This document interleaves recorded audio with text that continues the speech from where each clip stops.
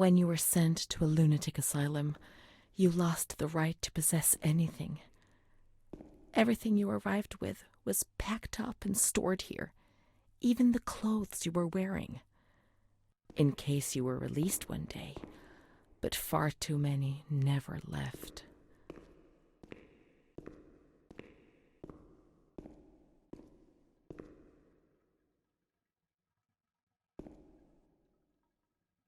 Dear Mother, please, I beg you, get me out of this place. I'm so frightened here.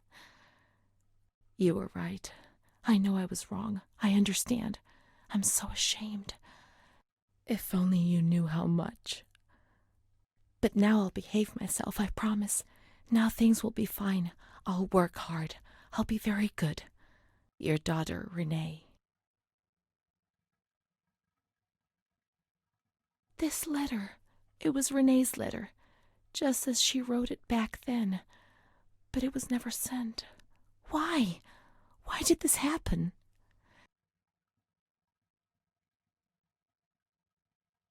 I received your letter, Mom. You tell me to be patient and strong, while I only feel fear and pain. And you don't write to me anymore. If only these words could be my soul, I'd tell you what was happening to me. The kids want to kill me. They all look the other way and tell me what to do.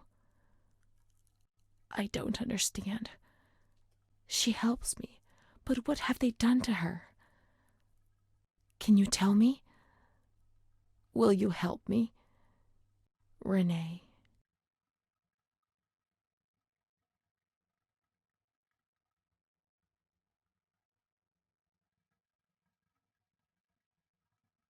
Montefoscoli, July 7th, 1940. My dear daughter, I have received no news from you. You have not contacted me in months. I'm sorry, but I don't have the money to come and visit you. Do you remember Mr. Onofrio? He'll soon be in Volterra for business. I've asked him if he would be kind enough to ask the director for some news about you. I hope he'll bring me some good news when he returns. But please write to me. I know that I was strict with you. You have to forgive me. I didn't think. I've given Mr. Onofrio a new doll for you. You told me that you lost yours, and I know you loved it so much. It's not as nice as your Charlotte, but I hope that it will comfort you nonetheless. Keep your chin up, darling. Everything will be fine, you'll see. Mom.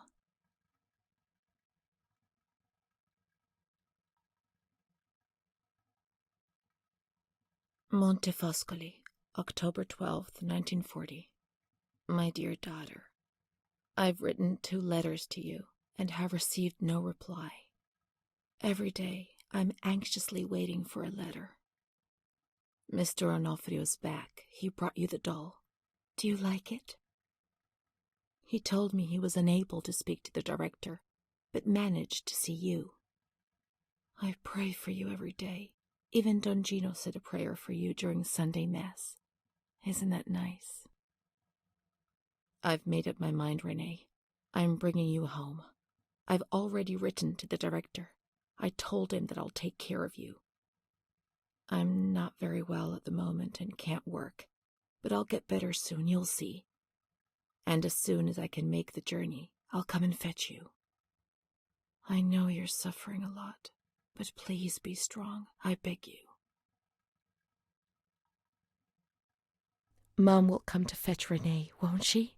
Mom is good, but she's not well. That's why that man came. The doll. Renee could have played with it while she was waiting for her to arrive, but Renee didn't have it with her. Is it one of Mom's lies? She knew that she'd hurt Renee and... No, Mommy's good. That man brought it. We've just remembered who he is, haven't we? It was Renee who was wrong. The doll's here. I know that for sure. Perhaps she's been abducted like all the others and is locked up here somewhere.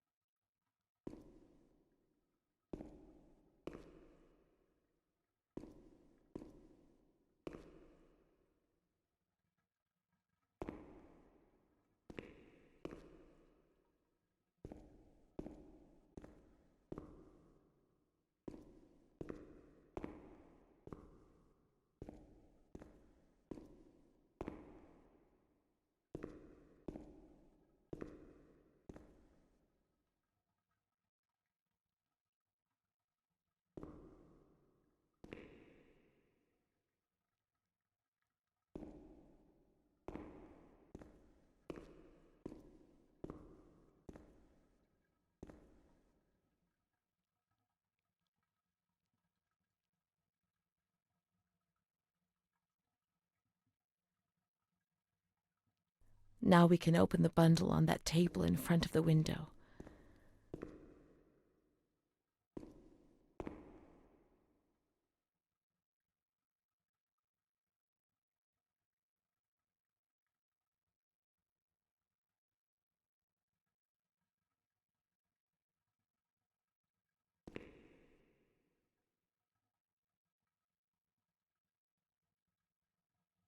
You see?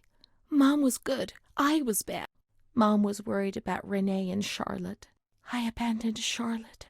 We've abandoned her.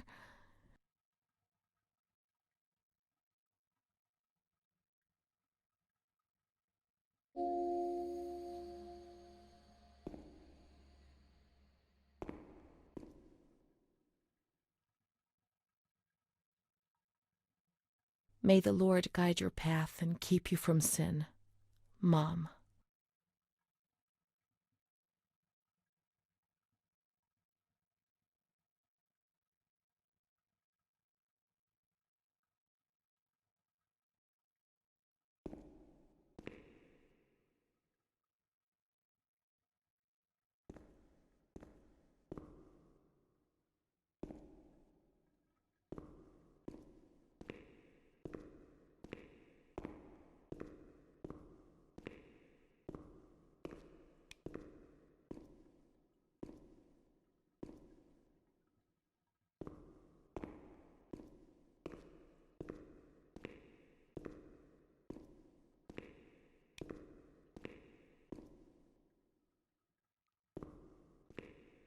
Let's look for Charlotte.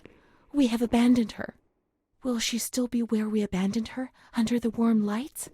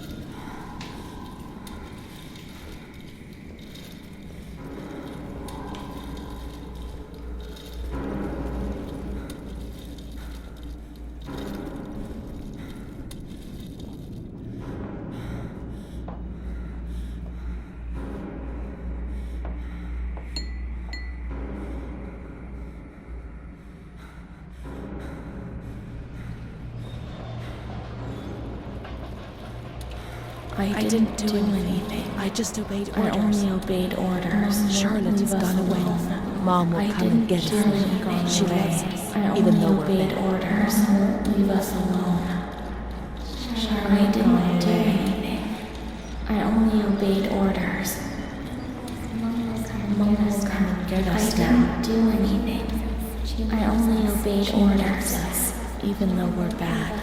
Mom won't leave us alone. I didn't do anything. Charlotte gone away. I only obeyed orders. Mom will come and get us now. She loves us, even though we're bad. I didn't do anything. I only obeyed orders.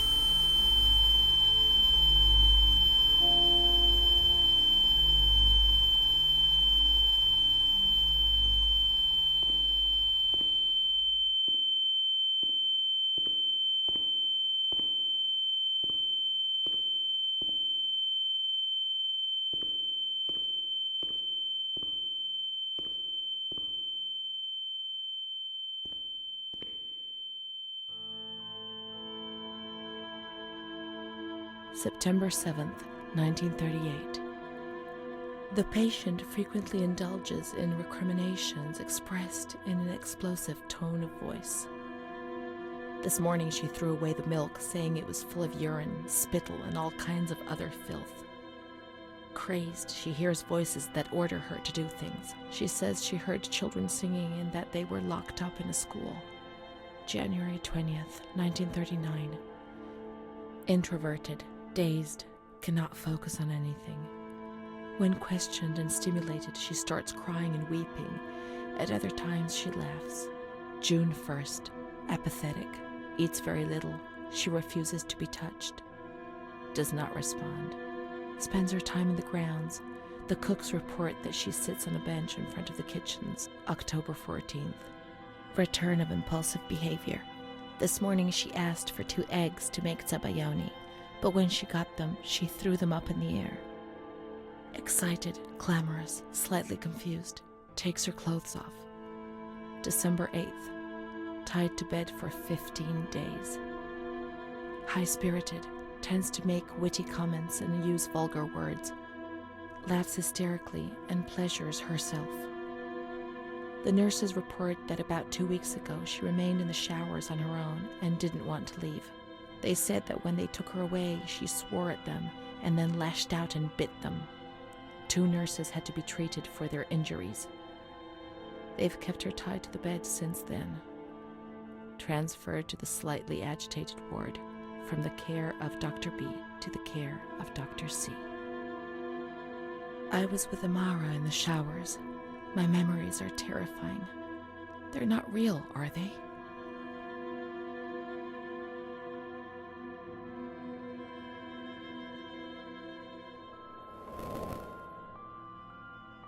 December 15th.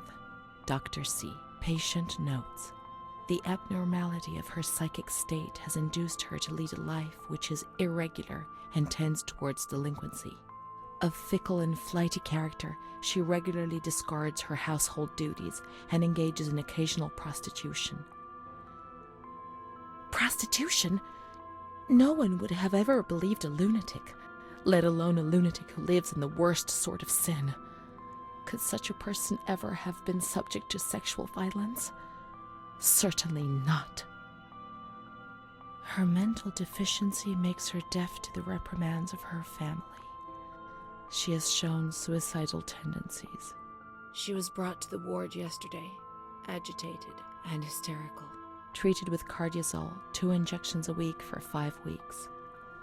They were only trying to confuse us with the therapy, and my God, they succeeded. It was as if they wanted to instill the madness into us.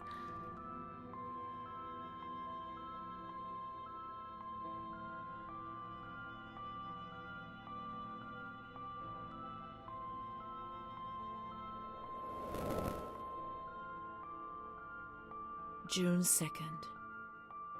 After a long period of calm and improvement, the patient is very agitated today and vehemently refuses to submit to a gynecological examination. She swears and curses those helping her, flailing her arms and hitting them.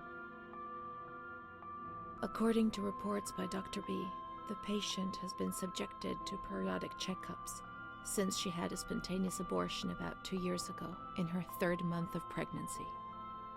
Conception occurred after she had sexual intercourse with a stranger who sneaked into the hospital grounds.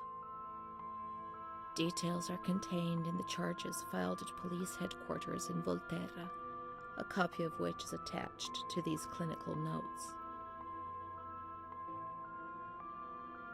ES therapy. That's how the reality is concealed. It has all been planned very carefully.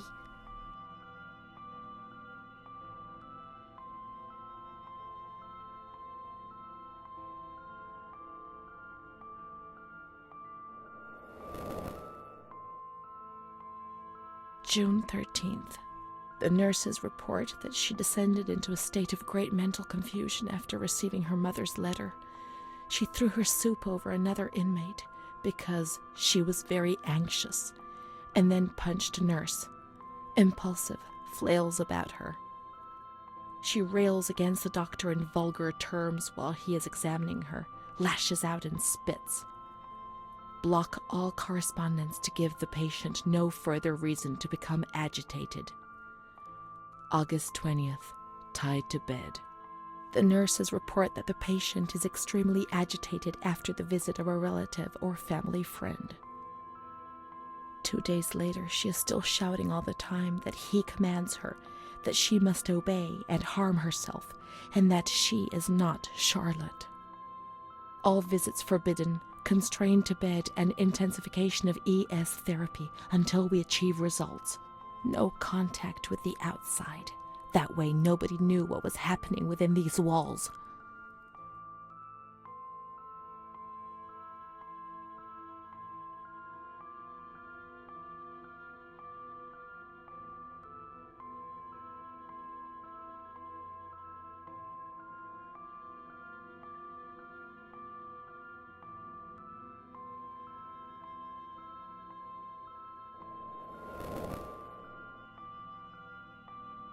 Calm down. You must be calm. Don't get agitated. We'll make you calm down. Is that the only thing that matters? Is tranquility worth the price of not living?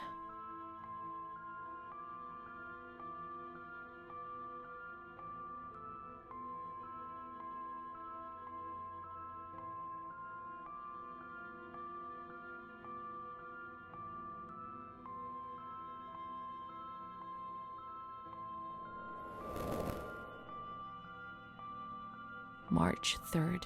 Alert, correct attitude, replies when questioned.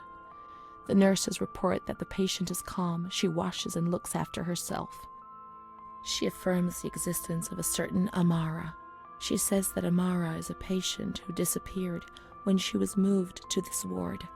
No confirmation. Probably a regressive hallucination. Evaluate transfer. Did I imagine Amara? That's not possible. She was there. I know she was there. I feel it. She must have left some traces of her presence.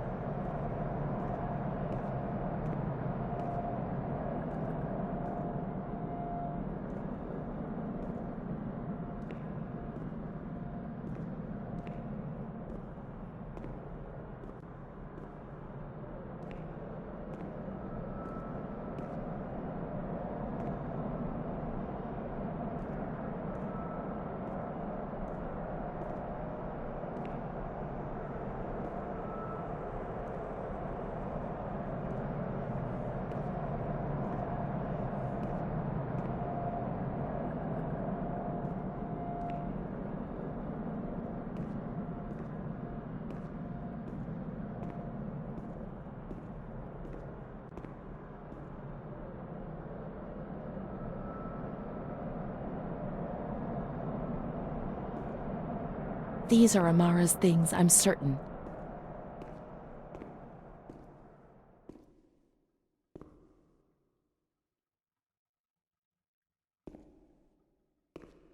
Amara, there she is. She existed. She really did exist. There she is, my friend.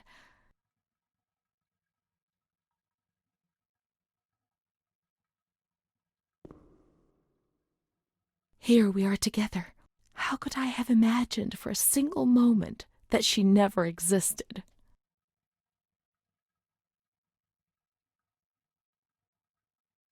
March 12th, 1938.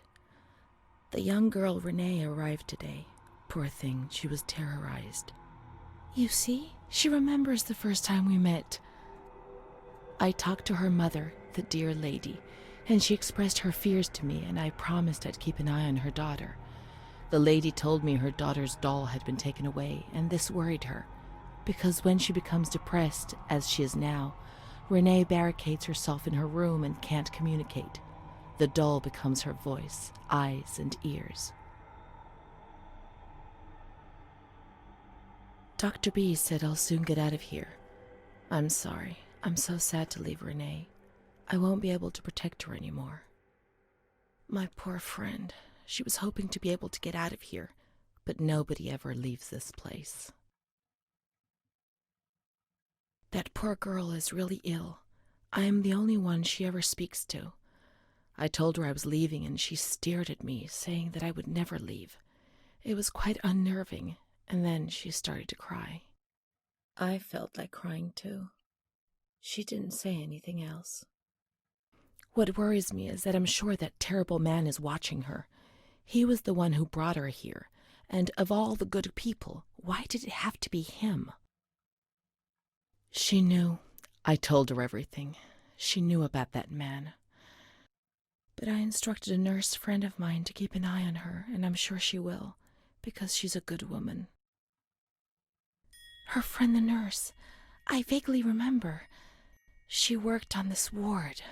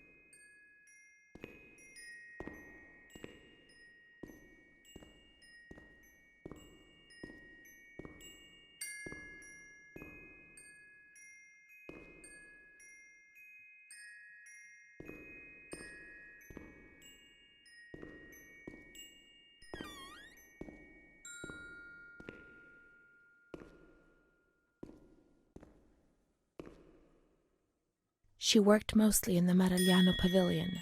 Let's get out of here and find that pavilion. Renee was alone here. Charlotte had abandoned her.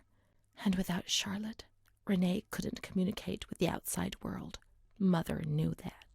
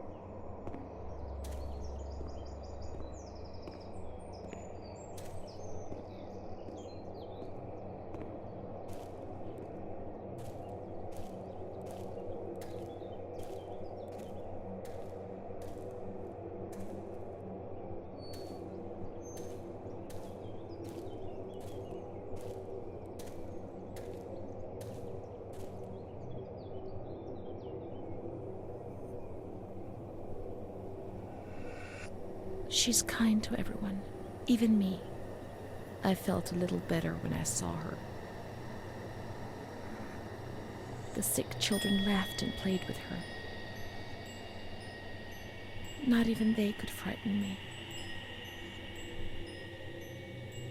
Don't annoy Renee. She's a princess here. Didn't you know? She told stories. She said there was a war out there. But they stared at me and frightened me.